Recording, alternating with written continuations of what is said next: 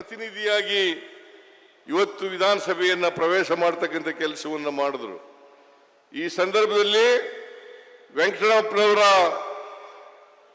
ಹೋರಾಟ, ಅವರ ಪ್ರಯತ್ನ ಅದನ್ನು ಮರೀಲಿಕ್ಕೆ ಸಾಧ್ಯ ಇಲ್ಲ ಅಂತಕ್ಕಂಥ ಮಾತುಗಳನ್ನು ಕೂಡ ಹೇಳಲಿಕ್ಕೆ ಬಯಸ್ತಾ ಇದ್ದೇನೆ.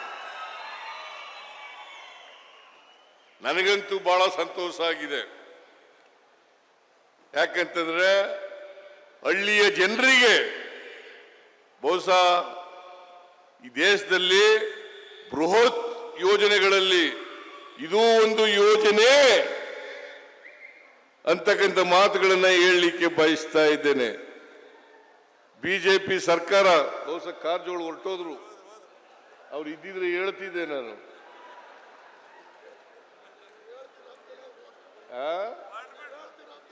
ಕಾರಜೋಳ ಅವರು ಲೋಕಸಭಾ ಸದಸ್ಯರು.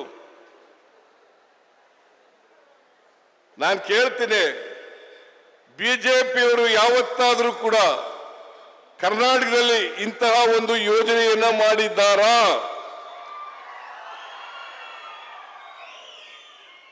ಉತ್ತರ ಕೊಡಬೇಕು ಅವರು. ಬಿಜೆಪಿಯವರು ಬಹಳ ಟೀಕೆ ಮಾಡ್ತಾರೆ, ಜನರನ್ನ ತಪ್ಪುದಾರಿಗೆ ಎಳಿತಕ್ಕಂಥ ಮಾತುಗಳನ್ನು ಆಡ್ತಾ ಇದ್ದಾರೆ, ಸುಳ್ಳು ಮಾತುಗಳನ್ನು ಆಡ್ತಾ ಇದ್ದಾರೆ, ಸುಳ್ಳು ಪ್ರಚಾರ ಮಾಡ್ತಾ ಇದ್ದಾರೆ, ಸುಳ್ಳು ಅಪವಾದಗಳನ್ನು ಮಾಡ್ತಾ ಇದ್ದಾರೆ ನಮ್ಮ ಸರ್ಕಾರದ ಮೇಲೆ. ನಾನು ಕೇಳ್ತೀನಿ, ನೀವು ಅಧಿಕಾರದಲ್ಲಿ ಇದ್ದಾಗ ಇಂಥ ಒಂದು ಯೋಜನೆಯನ್ನ ಮಾಡಿದ್ದೀರಾ? 9 ವರ್ಷ ಈ ಕರ್ನಾಟಕ ರಾಜ್ಯದಲ್ಲಿ ಅಧಿಕಾರವನ್ನು ಮಾಡಿದ್ದಾರೆ. 2008ರಿಂದ 2013ರವರೆಗೆ, 2018ರಿಂದ 19ರಿಂದ 23ರವರೆಗೆ ನೀವು ಯಾವತ್ತಾರು ಮಾಡಿದ್ರ? 9 ವರ್ಷ ಅಧಿಕಾರದಲ್ಲಿ ಇದ್ರಲ್ಲ, ಟೀಕೆ ಮಾಡ್ತೀರಲ್ಲ, ನಾಚಿಕೆ ಆಗಲ್ಲ ನಿಮಗೆ? ಬಿಜೆಪಿಯವರಿಗೆ ನಾಚಿಕೆ ಆಗಲ್ಲ? ಜೆಡಿಎಸ್ನವರಿಗೆ ನಾಚಿಕೆ ಆಗಲ್ಲ? ಇವ್ರಿಗೇನಾದ್ರು ಮಾನ ಮರ್ಯಾದೆ ಏನಾದ್ರು ಇದೆಯಾ? ಸುಮ್ಮನೆ ಟೀಕೆ ಮಾಡೋದು. ಸಿದ್ದರಾಮಯ್ಯನವರು 5 ಗ್ಯಾರಂಟಿ ಯೋಜನೆಗಳನ್ನು ಕೊಟ್ಬಿಟ್ರು. 5 ಗ್ಯಾರಂಟಿ ಯೋಜನೆಗಳನ್ನ ಜಾರಿ ಮಾಡಕ್ ಸಾಧ್ಯ ಇಲ್ಲ. ಯಾರು ಹೇಳಿದ್ದು ಇದನ್ನ? ಈ ದೇಶದ ಪ್ರಧಾನಿ ನರೇಂದ್ರ ಮೋದಿ ಅವರು ಹೇಳಿದಂತ ಮಾತು. ರಾಜಸ್ಥಾನದಲ್ಲಿ ಇವನ್ನ ಜಾರಿ ಮಾಡಿಬಿಟ್ರೆ ಕರ್ನಾಟಕ ರಾಜ್ಯ ಆರ್ಥಿಕವಾಗಿ ದಿವಾಳಿ ಆಗಿಬಿಡ್ತದೆ.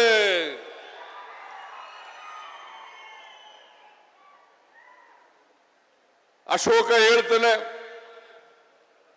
ವಿಜಯೇಂದ್ರ ಹೇಳ್ತಾರೆ, ಯಡಿಯೂರಪ್ಪ ಹೇಳ್ತಾರೆ. ನಾನು ಕೇಳ್ತೀನಿ ಅವರಿಗೆ, ನಿಮ್ಮ 4 ವರ್ಷದ ಸಾಧನೆ ಏನು? 4 ವರ್ಷ ನೀವು ಇದ್ರಲ್ಲ, ನಿಮ್ಮ ಸಾಧನೆ ಏನು? ಯಡಿಯೂರಪ್ಪನವರ ಸಾಧನೆ ಏನು? ಬಸವರಾಜ ಬೊಮ್ಮಾಯಿಯವರ ಸಾಧನೆ ಏನು? ಇವತ್ತು ಪಾವಗಡ ತಾಲೂಕಿನಲ್ಲಿ ವಿದ್ಯುತ್ ಉತ್ಪಾದನೆಯನ್ನು ಮಾಡ್ತಾ ಇದ್ದೀವಿ. ಸೋಲಾರ್ ಪವರ್ ಅನ್ನ ಇಡೀ ಏಷ್ಯಾದಲ್ಲೇ ನಂಬರ್ 1 ಅಲ್ವೇನ್ರಿ? ಸರಿಯಾಗಿ ಹೇಳಯ್ಯ.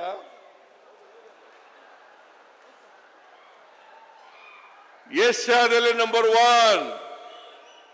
2050 ಮೆಗಾವ್ಯಾಟ್ ವಿದ್ಯುತ್ತನ್ನ ಈಗಾಗಲೇ ಉತ್ಪಾದನೆ ಮಾಡಿ ಅದನ್ನ ಜನರಿಗೆ ಕೊಡ್ತಾ ಇದ್ದೇವೆ. 2050 ಮೆಗಾವ್ಯಾಟ್.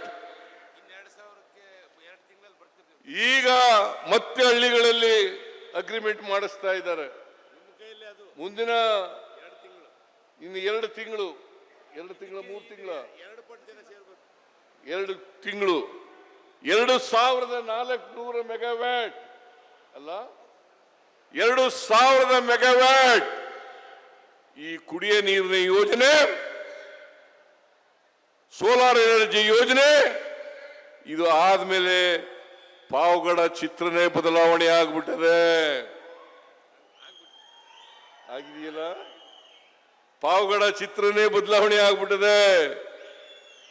ಇವತ್ತು ನಂಜುಂಡಪ್ಪನವರ ವರದಿನಲ್ಲಿ ಬಹಳ ಅತ್ಯಂತ ಹಿಂದುಳಿದ ತಾಲೂಕು ಪಾವಗಡ ಅಂತೇಳಿ ಗುರುತಿಸಲ್ಪಟ್ಟಿತ್ತು. ಅತ್ಯಂತ ಹಿಂದುಳಿದ ತಾಲೂಕು ಅಂತ ಪಡಿತು.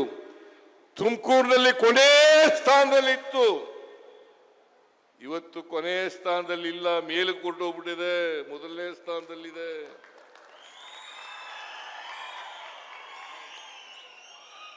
ಮೊದಲನೇ ಸ್ಥಾನದಲ್ಲಿದೆ. ಇದಕ್ಕೆ ಯಾರು ಕಾರಣ? ಕಾಂಗ್ರೆಸ್ ಸರ್ಕಾರ ಕಾರಣ. ನಮ್ಮ ಸರ್ಕಾರ ಕಾರಣ ಅಲ್ವಾ? ನೀವು ಒಪ್ತೀರಾ ಇಲ್ಲ? ಒಪ್ತೀರಾ ಇಲ್ಲ? ಇವತ್ತು ವೆಂಕಟೇಶ್ ಹೇಳಿದ್ರು, 10,000 5,000 ಇದ್ದಂತ 1 ಎಕರೆ ಜಮೀನು ಬೆಲೆ ಇವತ್ತು 20 ಲಕ್ಷ 25 ಲಕ್ಷ ಆಗಿದೆ. ಪಾವಗಡ ಸುತ್ತಮುತ್ತ 2 ಕೋಟಿ 2.5 ಕೋಟಿ 3 ಕೋಟಿ ರೂಪಾಯಿ ಆಗಿದೆ. ಪಾವಗಡ ಒಂದು ಬರಗಾಲ ಪೀಡಿತ ಪ್ರದೇಶ,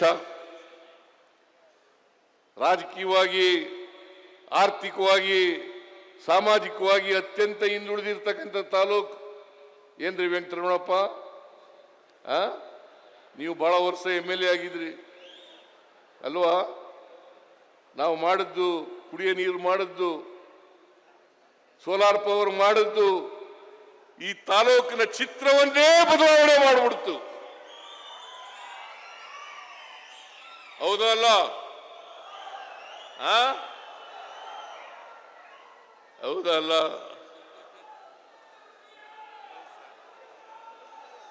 ಮತ್ತೆ ನೀವು ಯಾವಾಗಲೂ ಕೂಡ ವೆಂಕಟರಮಣಪ್ಪನಿಗೆ ವೆಂಕಟೇಶ್ಗೆ ಚಿರಋಣಿಯಾಗಿರ್ಬೇಕಲ್ಲ, ಕಾಂಗ್ರೆಸ್ ಪಕ್ಷಕ್ಕೆ ಚಿರಋಣಿಯಾಗಿರ್ಬೇಕಲ್ಲ. ಯಾವ ಕಾರಣಕ್ಕೂ ಕೂಡ ವೆಂಕಟೇಶ ಎಲ್ಲಿವರೆಗೆ ರಾಜಕೀಯದಲ್ಲಿ ಚುನಾವಣೆಯಲ್ಲಿ ನಿಂತ್ಕೊತಾರೆ ಅಲ್ಲಿವರೆಗೆ ನೀವು ಆಶೀರ್ವಾದವನ್ನು ಮಾಡುತ್ತಲೇ ಇರಬೇಕು. ಕಾಂಗ್ರೆಸ್ ಪಕ್ಷಕ್ಕೆ ಆಶೀರ್ವಾದವನ್ನು ಮಾಡಬೇಕು. JDSನವರು ಬಣ್ಣಮಣ್ಣದ ಮಾತುಗಳಾಡ್ತಾರೆ, ಬಣ್ಣಮಣ್ಣದ ಮಾತುಗಳಾಡ್ತಾರೆ. ಬಹುಶಃ ಕಾರಜೋಳ ಇದ್ರೆ ಹೇಳ್ತಿದ್ದೆ, ಕಾರಜೋಳ ಇಲ್ಲ. ಕರ್ನಾಟಕದಿಂದ 4.5 ಲಕ್ಷ ಕೋಟಿ ಪ್ರತಿ ವರ್ಷ ತೆರಿಗೆ ವಸೂಲು ಮಾಡಿಕೊಡ್ತಕ್ಕಂಥದ್ದು ನಾವು. ಕರ್ನಾಟಕದಿಂದ 4.5 ಲಕ್ಷ ಕೋಟಿ ಕರ್ನಾಟಕದಿಂದ ತೆರಿಗೆ ವಸೂಲು ಮಾಡಿಕೊಡ್ತಕ್ಕಂಥದ್ದು ನಾವು. ಕೇಂದ್ರ ಸರ್ಕಾರಕ್ಕೆ ಕೊಡ್ತಕ್ಕಂಥದ್ದು 4.5 ಲಕ್ಷ ಕೋಟಿ. ನಮ್ಗೆ ವಾಪಸ್ ಎಷ್ಟು ಬರ್ತದೆ ಗೊತ್ತಾ? ಬರೀ 65,000 ಕೋಟಿ.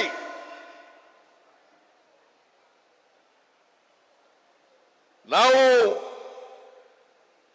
ತೆರಿಗೆ ರೂಪದಲ್ಲಿ 1 ರೂಪಾಯಿ ಕೊಟ್ಟರೆ ನಮಗೆ ವಾಪಸ್ ಬರ್ತಕ್ಕಂಥದ್ದು 15 ಪೈಸೆ ಮಾತ್ರ. ಈ ಕಾರಜೋಳ ಯಾವತ್ತಾರು ಕೇಳಿದಾರ? ಲೋಕಸಭೆಯಲ್ಲಿ ಕೇಳಿದಾರ? 17 ಜನರನ್ನ ಗೆಲ್ಲಿಸ್ಕೊಟ್ಟಿದ್ದೀರಿ ಕಳೆದ ಲೋಕಸಭಾ ಚುನಾವಣೆಯಲ್ಲಿ. ನಾವು 9 ಜನ ಗೆದ್ದಿದ್ದು, JDSನವರು 2 ಗೆದ್ದಿದ್ರು, 2 ಗೆದ್ದಿದ್ದಾರೆ. ಯಾವತ್ತಾರು ಇವತ್ತು ಬಿಜೆಪಿ JDSನವರು ಸೇರ್ಕೊಂಡ್ಬಿಟ್ಟಿದ್ದಾರೆ.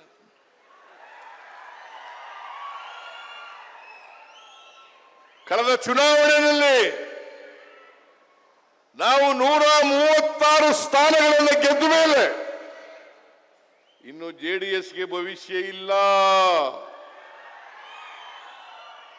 ಅಂತೇಳಿ ಬಿಜೆಪಿ ಜೊತೆ ಸೇರ್ಕೊಂಡು ಕಳೆದ ಲೋಕಸಭಾ ಚುನಾವಣೆಯಲ್ಲಿ 2 ಸ್ಥಾನಗಳನ್ನು ತಗೊಂಡು ಅವರು ಪ್ರತಿ ವರ್ಷ ಅವರ ಶಕ್ತಿ ಕುಂತಾ ಇದೆ ಅಲ್ವಾ?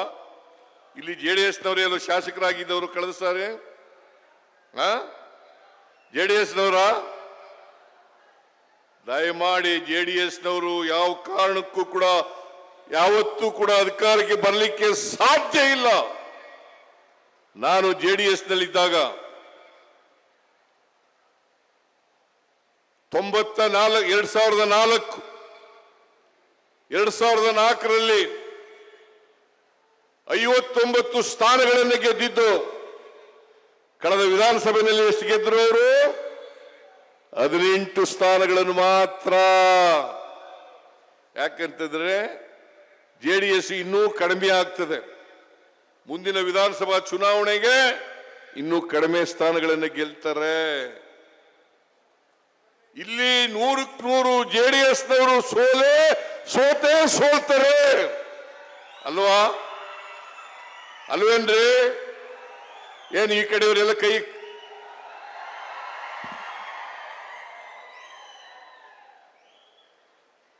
ಬಿಜೆಪಿಯವರು ಜೆಡಿಎಸ್ನವರು ಇವತ್ತು ಕಂಗಾಲಾಗ್ಬಿಟ್ಟಿದ್ದಾರೆ. ನಾವು 5 ಗ್ಯಾರಂಟಿ ಯೋಜನೆಗಳು ಯಶಸ್ವಿಯಾಗಿ ಜಾರಿ ಕೊಟ್ಟಿದ್ದೀವಿ. ನಾವು ಅಧಿಕಾರಕ್ಕೆ ಬಂದ ಮೇ 20 ನಾವು ಅಧಿಕಾರಕ್ಕೆ ಬಂದದ್ದು ಮೇ 20, 2023. ಜೂನ್ 11ನೇ ತಾರೀಕಿಗೆ ಜೂನ್ 23 11ನೇ ತಾರೀಕು ಜೂನ್ 23, 2023ನೇ ಇಸ್ವಿ ಜೂನ್ 11ನೇ ತಾರೀಕಿಗೆ ಶಕ್ತಿ ಯೋಜನೆಯನ್ನ ಜಾರಿ ಮಾಡೋದು. ಇವತ್ತು 500 ಕೋಟಿಗೂ ಹೆಚ್ಚು ಜನ, 500 ಕೋಟಿಗೂ ಹೆಚ್ಚು ಮಹಿಳೆಯರು. ಏನಮ್ಮ ತಾಯಿ, ಮಹಿಳೆಯರಿದ್ದಾರ?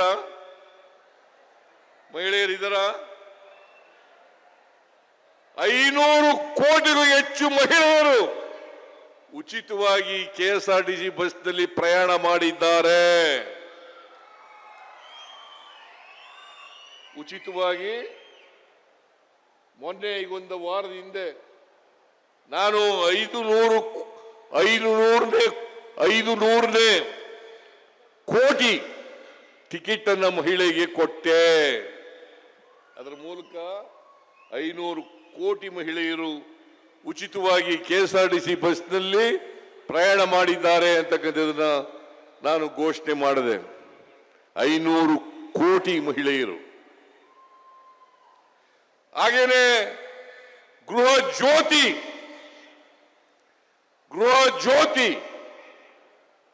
200 ಯೂನಿಟ್ವರೆಗೆ ಫ್ರೀ ಕರೆಂಟ್.